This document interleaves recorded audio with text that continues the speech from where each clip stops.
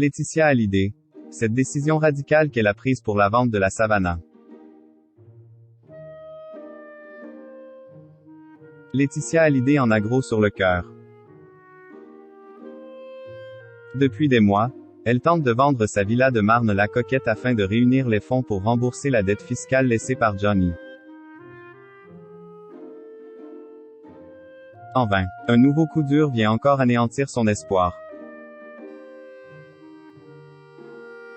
Laetitia Hallyday arrivera-t-elle à se débarrasser un jour de la Savannah?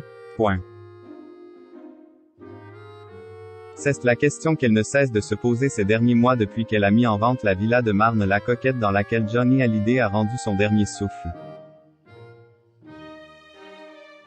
Et le compte à rebours a commencé pour la jeune veuve qui doit rembourser une grosse dette au fisc, soit environ 30 millions d'euros, sans compter les intérêts pour les retards de paiement. Alors qu'elle avait obtenu un délai supplémentaire, la maman de Jade et Joy n'a désormais que jusqu'au à la mi-mars pour tout rembourser. Elle compte donc sur l'argent de la vente de sa maison qu'elle a confiée à la famille Pretz, des agents immobiliers révélés dans l'émission L'Agence sur TMC. Un dernier espoir pour elle alors que son bien est proposé sur le marché à 10,5 millions d'euros. Le risque, c'est que la maison ne trouve pas acquéreur et que le fisc la mette aux enchères au prix du montant de la dette. Or si la dette est très élevée, elle ne sera jamais vendue. Tout le monde sera perdant, avait expliqué un proche dans les colonnes de Gala. Laetitia Hallyday. Nouveau coup dur dans la vente de la villa de Marne-la-Coquette.